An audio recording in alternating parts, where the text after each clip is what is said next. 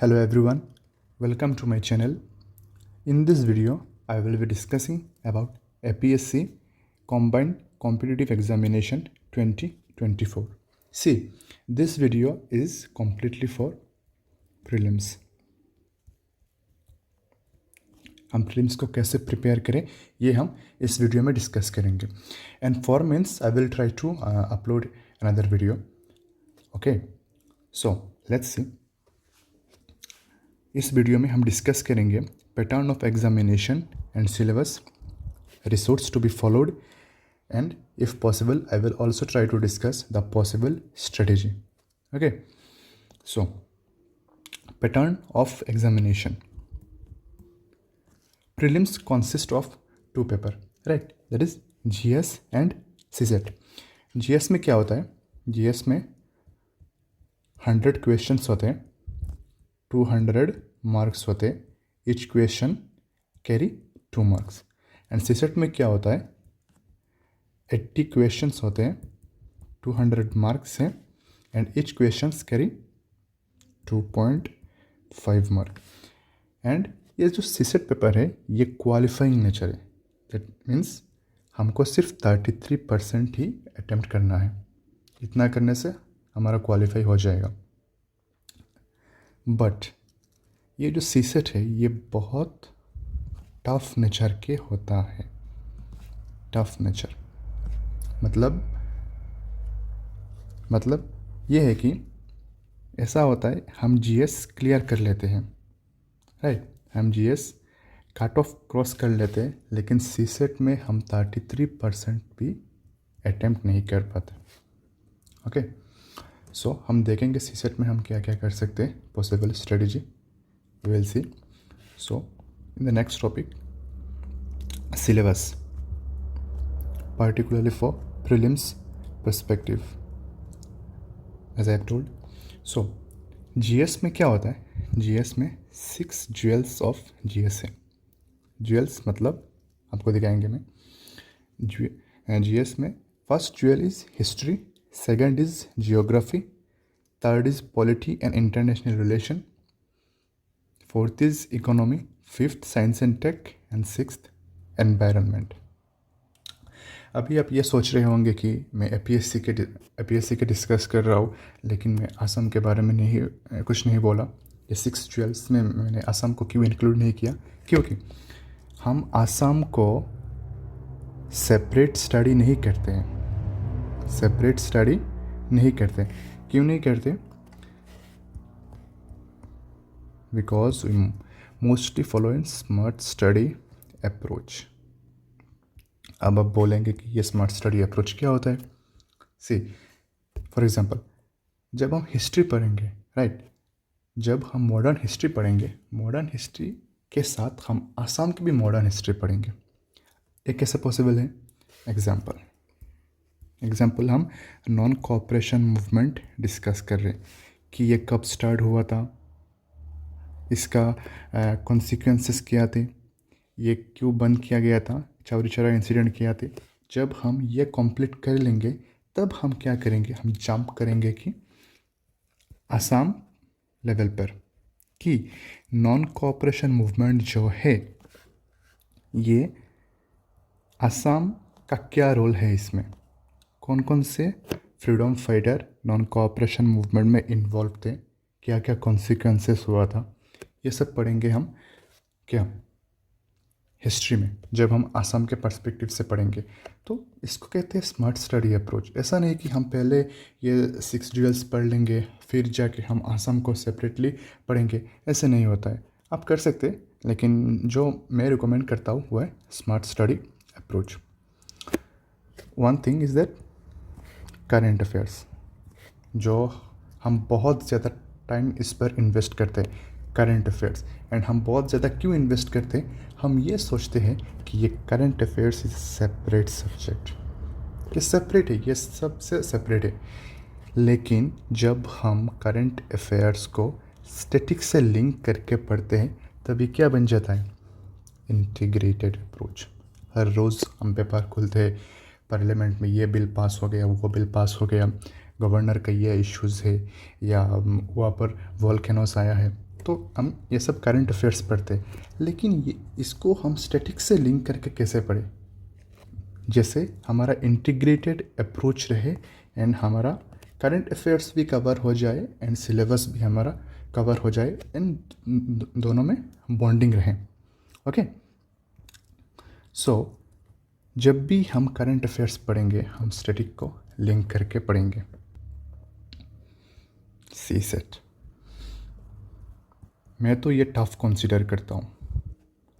क्या होता है ना, जब हम प्रिपेयर करते हैं हम जीएस को 70 से 80% हमारा जो टाइम रहता है प्रिपरेशन के वो हम जीएस पर दे देते हैं एंड सी सेट को हम क्या करते हैं बहुत कम समय देते हैं। इससे क्या होता है हमारा सी सेट क्वालिफाई ही नहीं होता।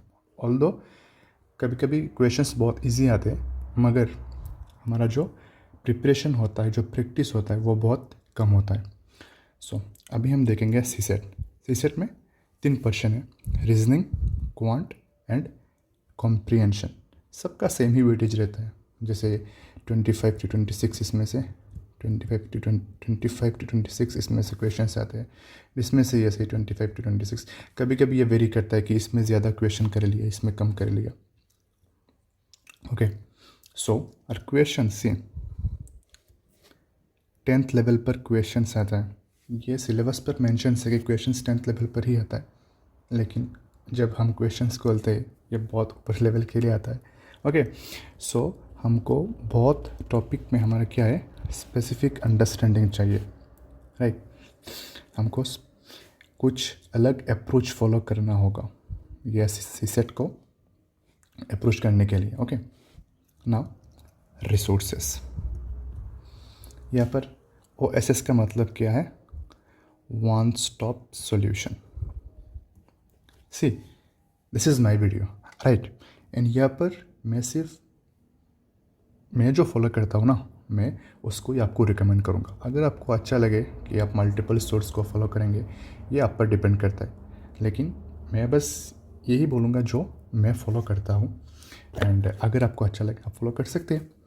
ओके, सी हिस्ट्री। तो प्रॉब्लम ये है कि क्या होता है हम सोचते हैं कि हिस्ट्री में तो NCERT पढ़ना पड़ता है, राइट। सब NCERT क्लास 6 to 12 NCERT पढ़ना पड़ता है, फिर जाके स्टैंडर्ड बुक पढ़ना पड़ता है। हाँ, इट्स ट्रू, लेकिन कुछ सब्जेक्ट ऐसे हैं कि जिसमें हमें स्टैंडर्ड बुक पढ़ने से हमको पता चल जाता है कि कॉन्सेप्ट क्या है क्या नहीं, और कुछ सब्जेक्ट ऐसे हैं कि हमको NCERT पढ़ना ही पड़ता है। बिना NCERT पढ़ के हम स्टैंडर्ड बुक्स को लेकर स्टडी नहीं कर सकते। ओके, सो ये हम देखेंगे आगे कौन कौन ऐसे सब्जेक्ट है जिसमें NCERT पढ़ना पड़ेगा। ओके, जब हम एंशियंट हिस्ट्री पढ़ेंगे, एंशियंट हिस्ट्री के लिए जो मैं रिकमेंड करता हूँ वो है RS शर्मा। अगर हम RS शर्मा को अच्छे से पढ़ लेते हैं हो जाएगा हमारा। इंडस वैली सिविलाइजेशन से वैदिक सिविलाइजेशन, फिर क्या आता है महाजनपद, बुद्धिज़्म, जैनिज़्म, ये सब एक अंडरस्टैंडिंग हमको हो जाता है। एंड अगर आप एक और बुक को रेफ़र करना चाहते हैं ये आप रेफ़र कर सकते हैं, Tamil Nadu history text book, right, class 11 में। इसमें भी बहुत अच्छे से डिटेल्स से दिया हुआ है सब कुछ कॉन्सेप्ट, लाइक संगम एज को आप इस बुक से बहुत अच्छे से पढ़ सकते हैं। ओके, मिडाइवल हिस्ट्री के लिए क्या होता है, मिडाइवल हिस्ट्री के लिए सतीश चंद्र फॉलो करते हैं। बहुत कहते हैं कि ये सतीश चंद्र तो बहुत लेंथी है, राइट, इसमें बहुत ब्रीफली दिया हुआ है, लेकिन मिडाइवल हिस्ट्री को हमको क्या करना है अच्छे से समझना है। सी मेमोराइजिंग जो टेक्निक है, मेमोराइजिंग जो टेक्निक है ये सब में काम नहीं करता है, राइट। कई ये अप्लाई करना ही होगा, लेकिन कुछ पार्ट्स में मेमोराइजिंग जो है वो अप्लाई नहीं होता है। से मैं बार बार कह रहा हूँ we are preparing for civil service examination, तो इसके लिए हमारा पढ़ना भी उस लेवल पर ही करना होगा जैसे क्वेश्चंस पूछे हैं।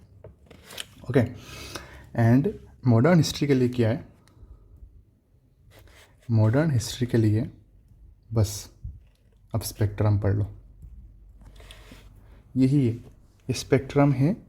अगर आप ये पढ़ लिया और कुछ भी ज़रूरत नहीं है आपको, स्पेक्ट्रम आपको अच्छे से पढ़ना है। See, spectrum is not only for prelims, right, ये मेंस के लिए भी आपका काम करेगा।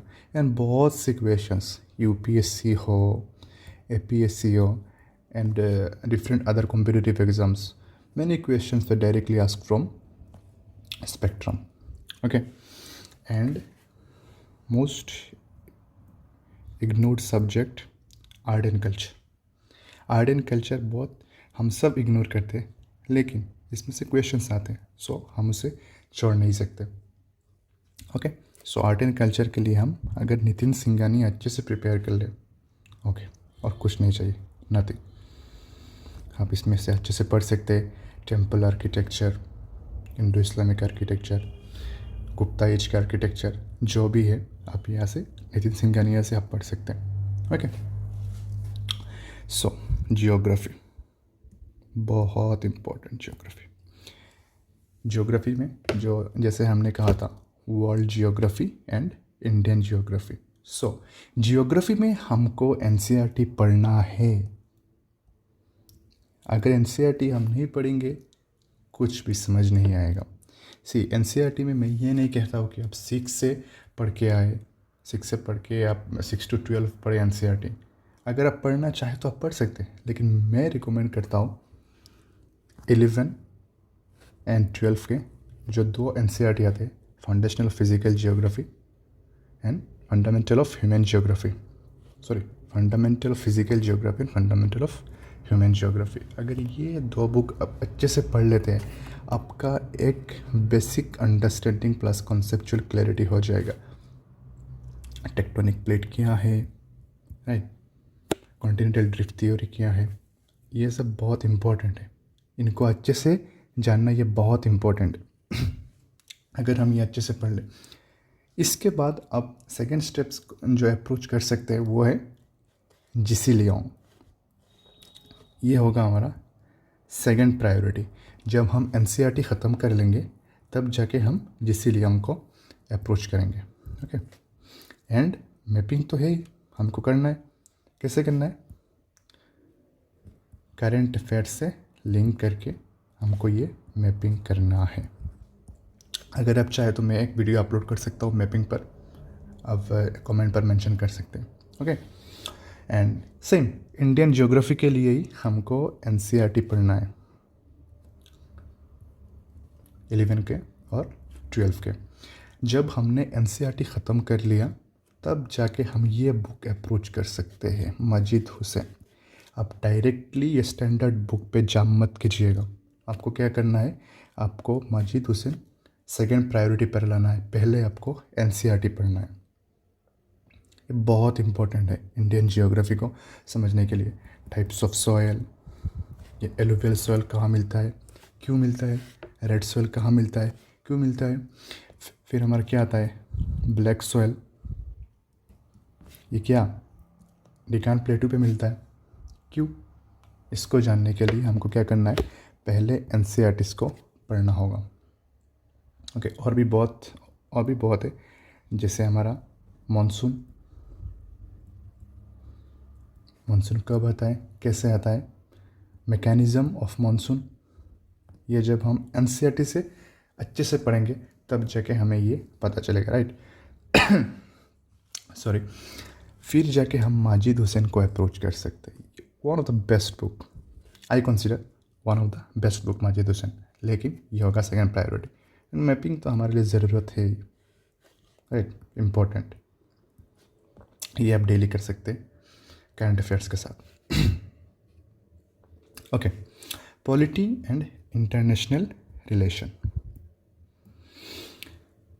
यहाँ पर क्या है, यहाँ पर है one stop solution, Laxmikanth, no NCERT.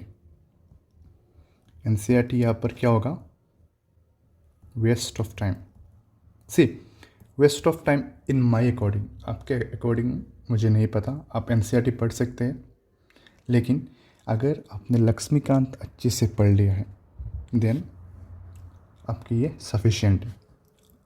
आपको दूसरा और सोर्स फॉलो नहीं करना है। सिर्फ कुछ चीज़ें हैं जो हमें जो हमें जानना होगा, कॉन्सेप्चुअल है कुछ चीज़ें, उनको हमें जानना होगा। इसके लिए हम किसी भी यूट्यूब पर वीडियोस देख सकते हैं कि ये कैसे हो, वो कैसे हुआ, बिल कैसे पास होता है, मनी बिल में क्या और फाइनेंशियल बिल में, इन सब में मतलब सॉरी मनी बिल में और ऑर्डिनरी बिल में क्या डिफरेंस है।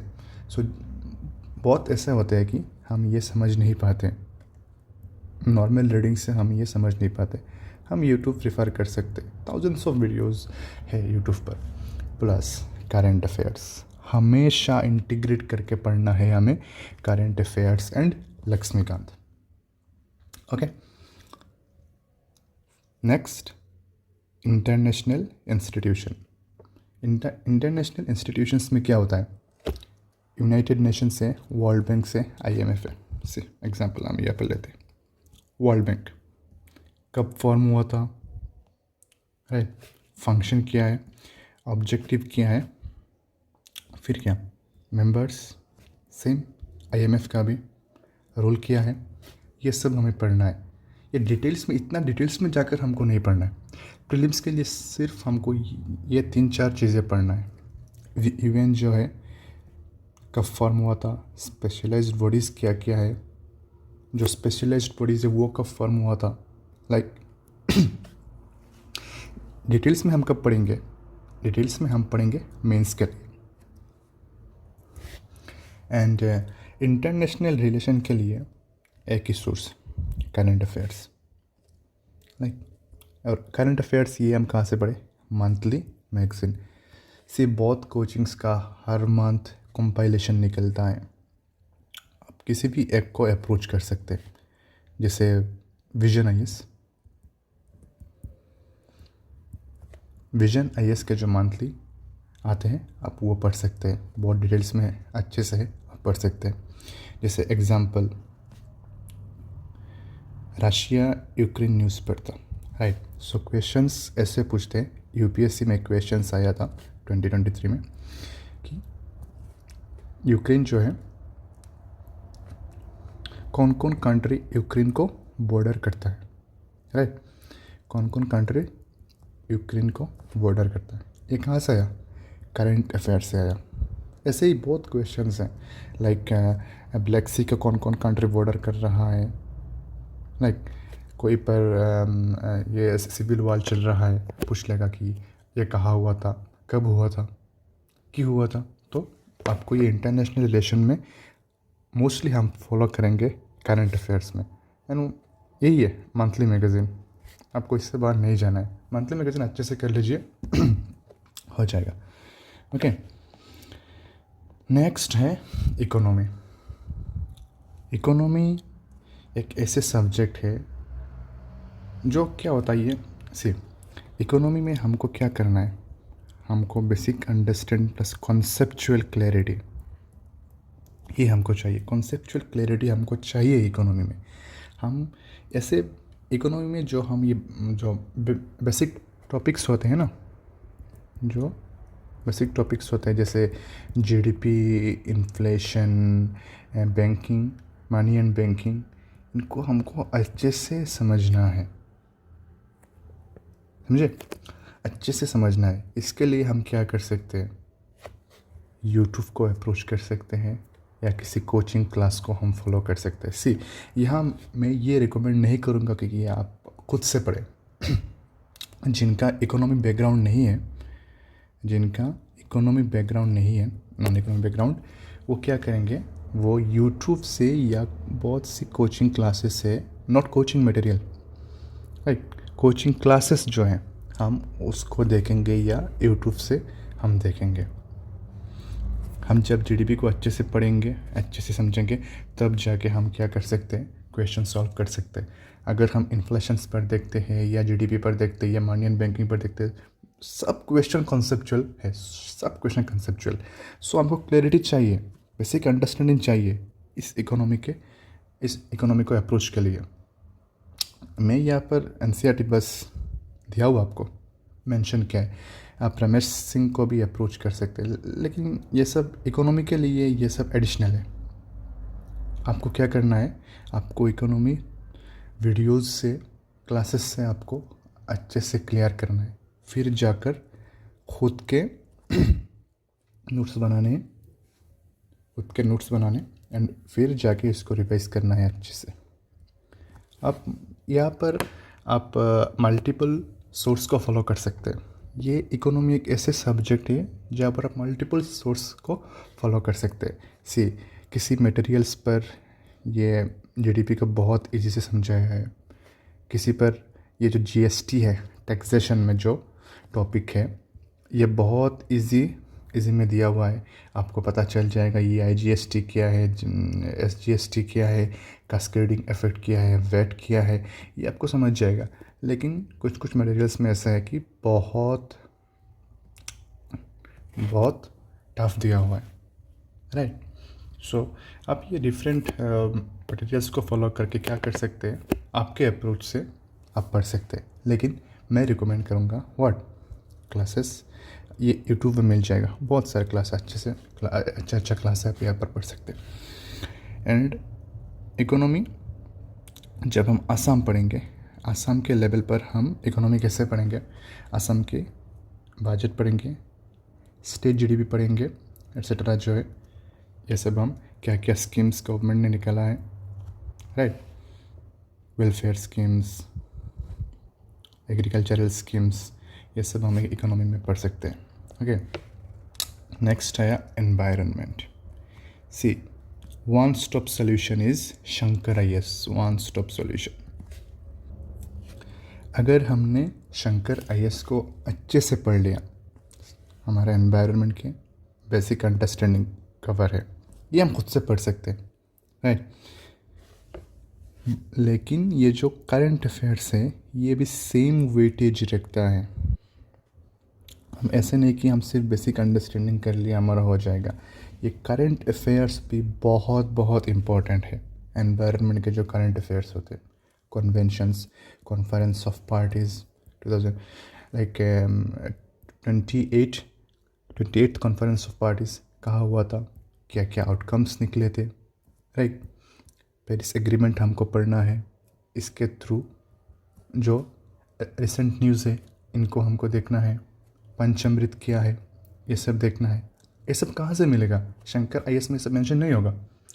ये सब आप पढ़ेंगे करंट अफेयर्स से, एंड करंट अफेयर्स के लिए आप फॉलो कर सकते हैं, मैंने जो पहले बताया विजन आईएएस, बहुत डिटेल्स में फॉलो हुआ है, बहुत डिटेल्स में आप पढ़ के जान सकते हैं। और फिर भी आप नहीं समझे, इनको and see videos on YouTube. Okay,